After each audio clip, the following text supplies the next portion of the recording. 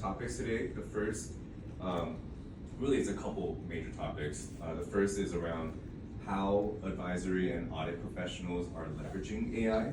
At FieldGuide, we're very fortunate to see what a lot of professionals are doing in and around AI, how they're incorporating AI into their practice to automate more of their work, but also find ways to deliver more value to their clients and organizations. And then the second part that Phil's going to cover, that may be actually more exciting, is how to advise and help your clients through compliance efforts and AI risk considerations.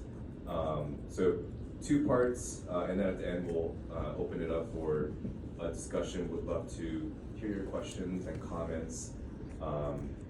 Again, we're all kind of figuring this out together, so would love for it to be a productive conversation at the end too.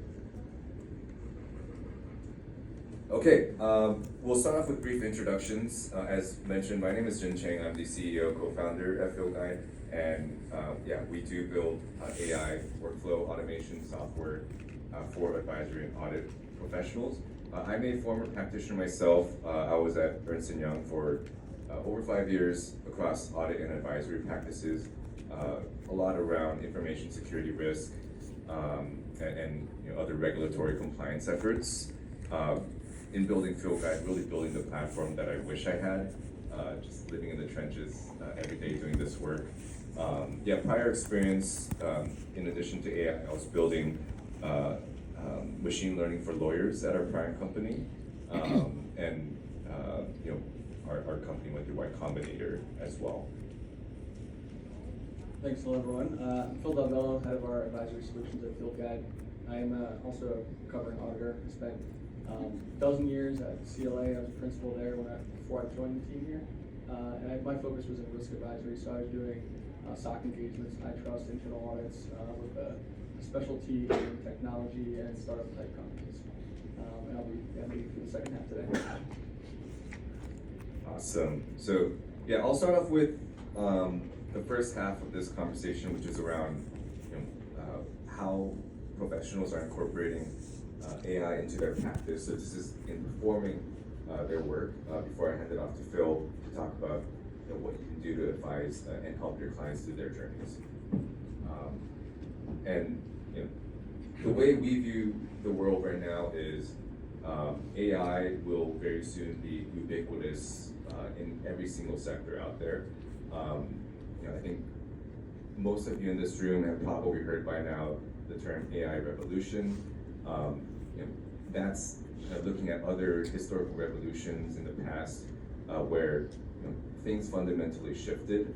What we're seeing while we have been incorporating AI into our software is generative AI today is it makes it super accessible to be built into many software solutions. It's really easy for developers to incorporate AI into their products. What that means is, as information security professionals in this room, we have to expect that your clients or organizations will have AI risk and considerations, and we want to be great advisors through that journey. Really briefly, about FieldGuide, we're a fairly young company, only a few years on the market, already award-winning across many industry awards, and already working with 40 of the top 100 CPA firms, mostly in risk advisory capacity. So this is information security risk, cyber privacy, AI, some ESG risk, and regulatory risk. We've practically won every industry award out there since being launched. And what's most important is we're hearing from our customers that they're saving anywhere from 40-50% of hours that go into their work. What do we see in the industry? This is, the simple takeaway here is there's increasing needs for information security risk and compliance. At the same time, the number of professionals and auditors is going down. This applies to both the external practitioner firms, CPA audit advisory firms, but it also applies to internal security and compliance departments. So whichever group you are in, I'm sure you're facing, there's increasing demand for more and more risk names, but not enough people to do the work. So what does this mean for everyone? We should be incorporating more and more automation into our work. And the good news is generative AI lends itself really well to knowledge work, which is a lot of what we do. What we are forecasting right now is, and actually I think we're very conservative. By some estimates, some are saying that we already have a shortage of 300,000 professionals in the US. We think that's a little bit aggressive, but and we think it's going to be about 350,000 in shortage in 2028, in less than 5 years. But the fact is, there's a shortage and it's probably getting worse. So how are leading firms, auditors, advisory, consulting firms looking to AI to close this talent gap? Number one, we want to increase auditor efficiency. We also want to improve the quality of our offshore teams. So some firms are offshoring some work to outsourcing firms in India, Philippines, South America, sometimes Canada. And with remote teams, you need a better collaboration interface online. And we are designed to help with that collaboration. Number three, they want to we're finding that firms want to differentiate more and more as tech-forward firms. I'm sure you all are being asked by your clients or organizations you serve, what kind of technology are you using when you service me? So we're seeing more and more firms really leaning into technology to offer a differentiated experience to their clients. And then last but not least, this is probably the point that is most intimate to me, offering faster career growth for practitioners. By automating a lot of the work, the manual work, or the junior practitioner work, what that means is young professionals can ramp up faster in their careers and level up to higher capacity advisory roles to their clients. And when we think about how to solve this talent shortage, offering a really great career path to young professionals is super important, right? We've all been there too when we first start our first jobs. You want to know that the career you're pursuing is going to offer really great learnings and, of course, decent wealth over time too. And what we're finding is that a lot of firms are actually trying to sell AI as a value proposition when they're recruiting people, saying you won't be doing the day-to-day manual work. We've automated a lot of that for you, and you're going to elevate in your career faster. What are top CPA and consulting firms doing with AI? We all know AI is a super buzzy word right now, and actually, I think a lot of firms are still figuring out how to best incorporate it. But what's fascinating is a lot of the large firms have already committed billions of dollars into AI R&D. So the big four, I think they've collectively committed $4 or $5 billion in AI research. So incorporating AI into their practice, but also offering AI services to their end clients too. And I don't know if you've seen this in the market, but recently Accenture, who I don't have this on the slide today, but Accenture has been talking about their earnings around and revenue around AI services. I think in their first quarter, they sold $100 million in AI consulting services, and in the last quarter, just released, they did about $600 million. So this is Accenture is a large firm, obviously, but they're already generating over $1 billion in AI services revenue on an annual basis. And what we're finding in the market is it's not just the large firms investing in AI. And actually, I think this is where Phil Guide comes into play too. We are trying to bring the best in generative AI to all the firms out there. All right, so what are some common AI use cases at these audit and advisory firms? And right now, this is framed more from the position of the external practitioner firm. But if you're in like an internal security and compliance department, a lot of the same auditor workflows can still apply too. So what we're seeing is, first, chat interfaces to leverage internal knowledge bases. Some CPA firms that we work with, they're basically bringing a chat, search-like interface for their professionals to leverage their internal knowledge base. This is like their audit methodologies, and bringing more than just search capability, but more intelligence to that conversation. Second, the thing that we see a lot of is around having a co-pilot-like interface across really all auditing tasks.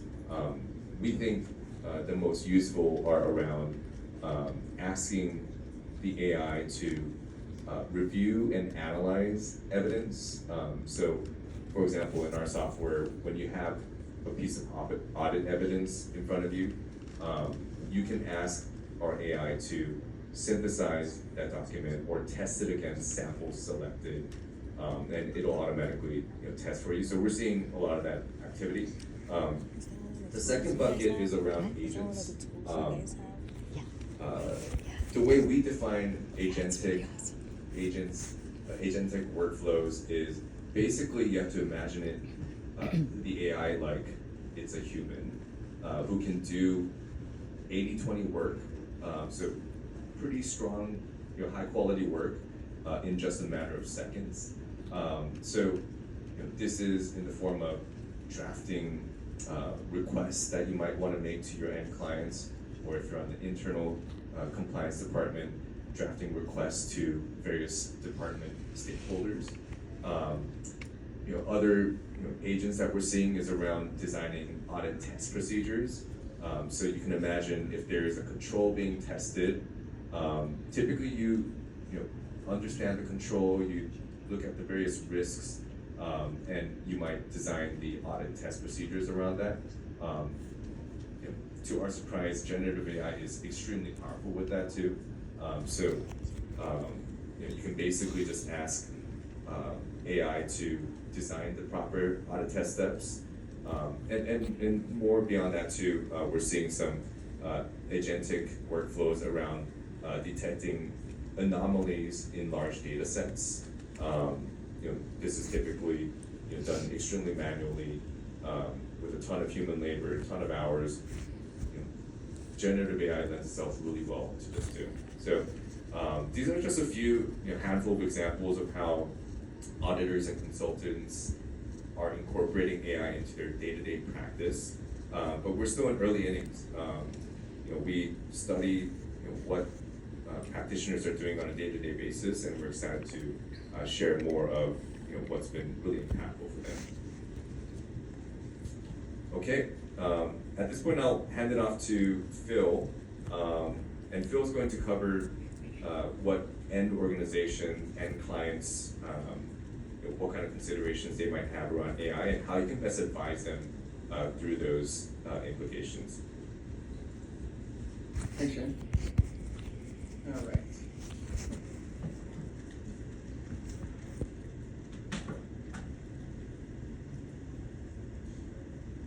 All right, so, to get us started, quick show of hands. How many of you all are using AI in your workplace currently? Okay, about 10 maybe? I feel like if we asked that question last year, there was probably maybe half that, and I'm sure it'll double by next year. So that just kind of sets the stage for why there's this need to stay about auditing AI and incorporate that into your practices. And I think the Accenture example is a good one as well too.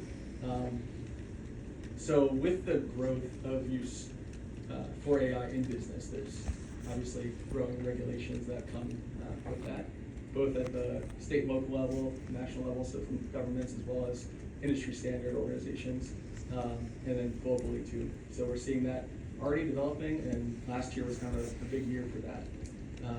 Last year, actually, one that we don't have up on here, at the state level, state of New York has what's kind of been quoted as the AI data law, where they have a law that's released now where they regulate the use of AI for protecting individuals for specific AI use around recruiting, so that there can't be bias in recruiting if you're using that for analyzing resumes or doing some pre-work to scan through resumes.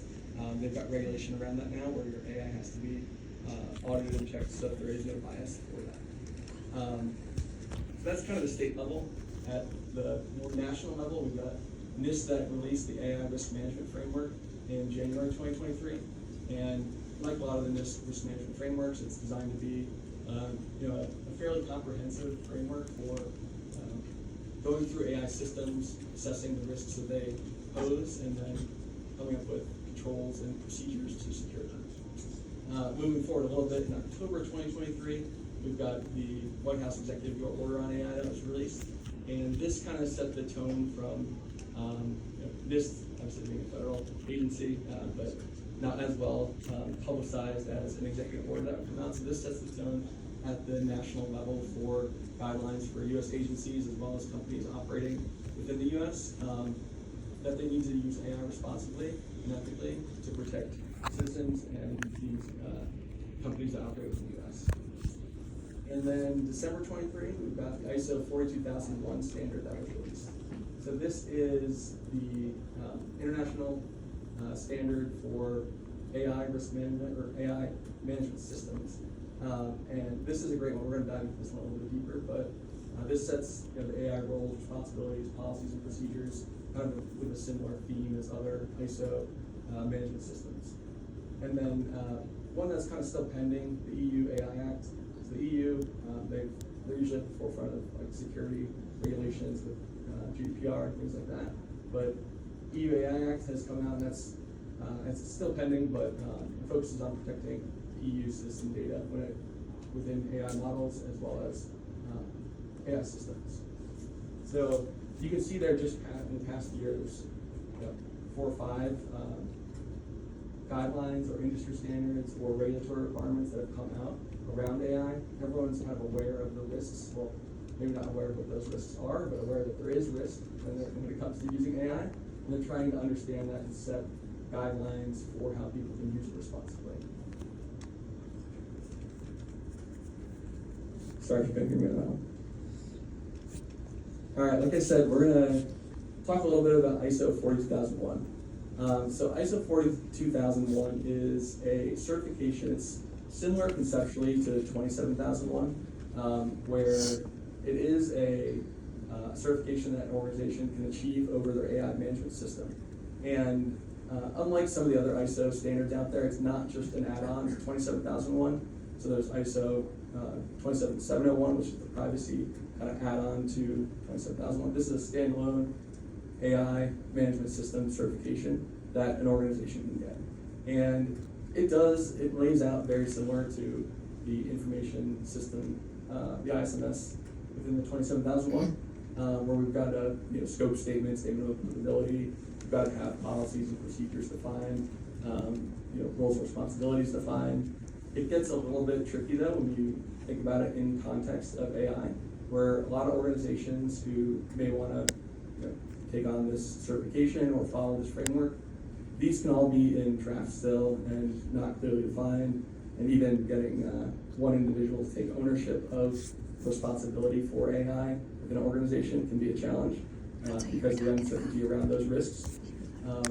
Within the risk assessment and risk treatment process in this standard, that's where it also gets really kind of breaks away and becomes different from the standard information system 27001. And within the risk assessment, risk treatment, it breaks down AI and talks about the AI's impact on societal risks overall.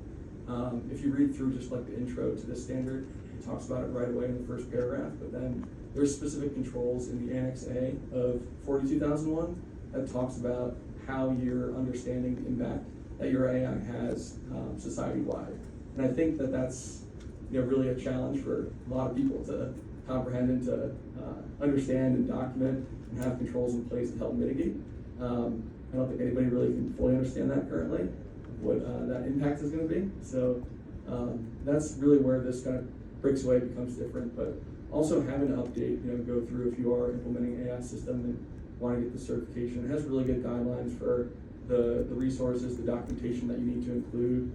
So if you're looking for a framework as like a starting point, I definitely would recommend this one, even if it's not something that you're looking to kind of go out and get the certification for overall. There's good resources in it, and it does apply to a broad span of industries. So no matter what industry your organization's working in, if you're on the compliance internal side or looking to develop an audit program for auditing multiple industries, it can be a great starting point. We also have in there performance evaluation, review, and continual improvement. It emphasizes a lot on continual improvement because of the fluid nature of AI models and systems and the changes that occur within them throughout their life cycle. We'll talk about that in some more detail as well. All right, common risks for IT and AI audits. So I want to put this slide together to highlight how when you're actually auditing AI, you don't need to really start from scratch.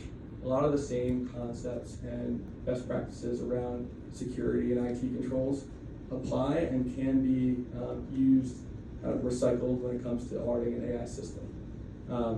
Starting with data privacy and confidentiality.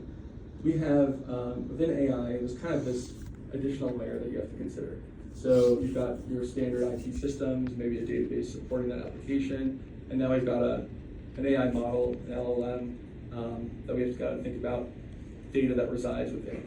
And so there's just a vast amount of data there that's unlike a traditional database. And when it comes to privacy and confidentiality, that has to be thought about and considered for how you're collecting that information, processing it, and storing it.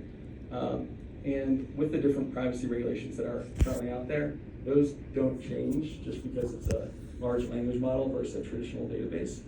You still have the same responsibilities depending on your jurisdiction for providing data collection as well as consent requirements and things like that for any sort of data subjects that you have information on. So taking a privacy and confidentiality first approach, if you're looking to roll out an AI system, can help a lot kind of down the road if you're thinking about that ahead of time. If you've got a requirement where data subjects can request copies of the information you have on them or request to have you delete the information, that can be very difficult if you've got an AI model where their data is stored in and you need to extract that data out of it. And then the impacts of that overall can be pretty significant to the model. So definitely something to keep in mind as a kind of a spin on privacy and confidentiality. For data integrity, obviously processing, managing the inputs, the processing, the outputs of the data.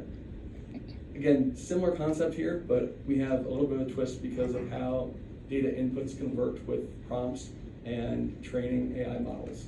So when it comes to data integrity, it's not just the training data that goes into the model initially, but it's the continual training that you have to consider and have strong controls around. Whether your model is continually learning from every prompt and every input that it's getting, or if you've got it restricted down where it's just using the base training data. And then when it comes to validation of the outputs as well, if you do have a continual model there where it's always kind of learning, it's always good to have controls and kind of best practices on testing and validating the outputs for consistency and checking for errors. All right, and then security IT controls. So again, very common concept here, probably been discussed thousands of times within ISAC conferences and presentations before. But with the AI lens looking at that, there's encryption, authentication, all those types of controls that should be standard and should be implemented for AI systems, but can be more difficult and more complex to actually audit and implement. So we all know, encrypting the data is a best practice, but as data sets get larger, encrypting them can create performance issues, and using the same type of encryption algorithms and methodologies on a actual AI large language model versus a traditional database just is not feasible. And so clients or anybody that you're working with to provide consulting around this may have to have some additional compensating controls or different types of encryption and tools that are used to protect the information. And then authentication access controls, always super important, but again, we've got that other layer of these systems now where we have an AI model that we have got to consider on top of just the traditional application layer, database infrastructure layer. And then, lastly, supply chain vulnerabilities. So a lot of organizations are not developing their AI themselves. They are leveraging AI services from AWS, Microsoft, OpenAI, and that is extremely common, as Jim mentioned. It makes it more accessible, and so it's easy for people to develop on that and build it in.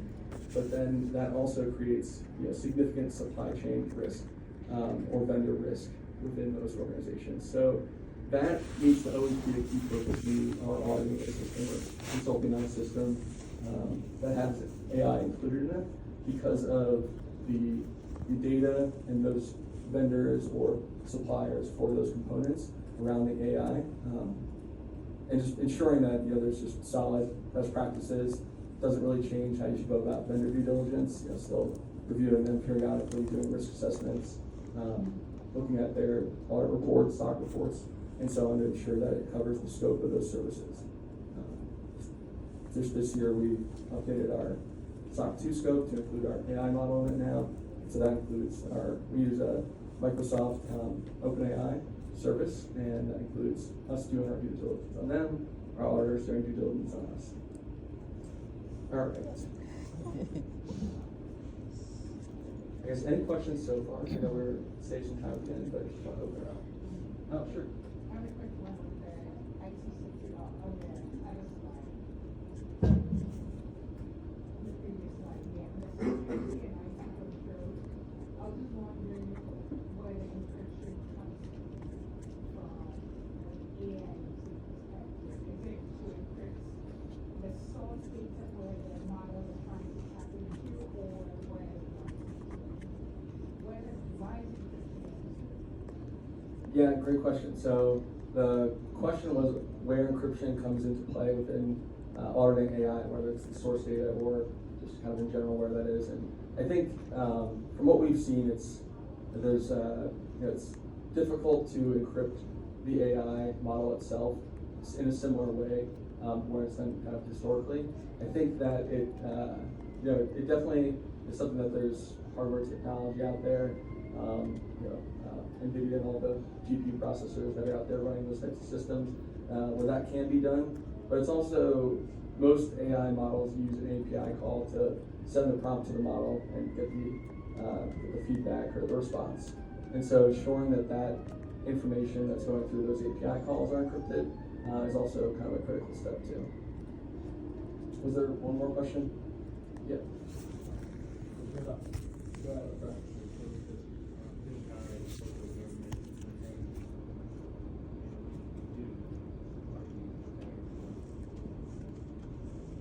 Great question. A little bit field guide specific. We might save that one till later on to answer it, but short answer is we are in process of working on that. One more in the back before we move on. Oh yeah, so when you use the big three to set up your LLMs, those LLMs are already trained by Microsoft or Amazon, right? Like that the question is, and then if you want to incorporate your data, say Azure has a service, they'll give you the LLMs, only already speaking, and then you just incorporate your data, build like kind of your business knowledge base, build start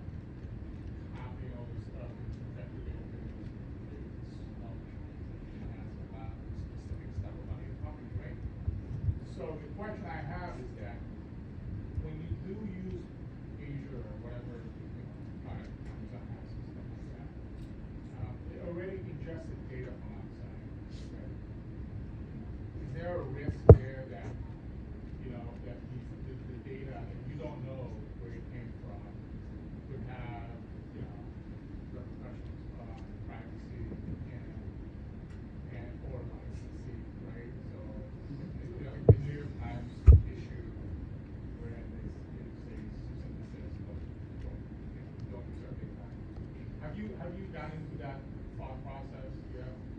Yeah, I think it's absolutely a risk. So you're talking about like, you basically start with a base model from a service provider, and whether you're using like a GPT 3.5 model or 4 model, whatever it is, and then add your own training data to it, maybe some guardrails around that for processing. But that base data, I mean, that's definitely still, you've got responsibility to do due diligence on the organization that you're getting that from and using that service from. And so there's definitely resources out there on those types of models that you can look into from Microsoft or AWS on what they use for training data. So The lawsuits are just coming out. Right? Yeah. Like, I mean, they could have trained it in the web when everybody's Yeah. friendly, right? You can go to Quora and train your language model using Quora data, and then suddenly Quora is like, oh, I can make money if I license this to Microsoft because they already have it in 3.5. And then if you're using it, you're the company, are you liable for that? Right? That's the biggest question, right? Yeah. I mean, that's the liability is probably more of a legal question that I can't answer. It's definitely from a security standpoint a risk that you should be documenting and addressing through just your supply chain risk management process and vendor risk management process before you select kind of that base model that you want to use But as a do they have, foundation. does Microsoft offer that, you know what, if Quora goes after the fact that we're using their data to train this 2.5 that you're now using, right? You're shielded from that, and we'll take care of that. Is that, I don't know. Yeah, I don't know the answer to that one. They do offer, they offer documentation on what they use to train their model. So I'd say that just make sure that you're continuing to review that as they make updates to it as well. Yeah, good stuff. All right. So what makes an AI audit unique? So we talked about kind of those common concepts from just security auditing in general and how that applies to AI. But now we'll dive in a little bit to what makes an AI audit or consulting assessment unique. And I think the first thing is to kind of differentiate an AI audit into an AI compliance audit and an AI risk audit. And so compliance audit, those definitions, whether it's security or AI, are the same. There's just, if you're performing an AI compliance audit where maybe you're doing an assessment for an organization that's doing business in the state of New York or within EU, and the AI Act law has come out there, there's just a significant amount of these new regulations that are coming out all the time, impacting different industries or even different departments within organizations like HR.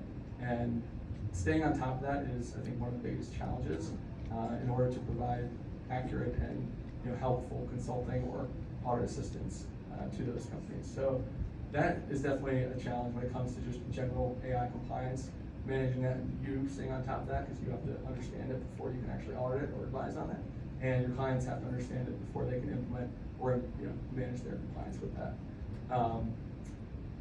And then when it comes to AI risk audits, risk-based auditing, you do have to really understand not just like compliance requirements, but what the risk is that the system or that you're auditing impacts.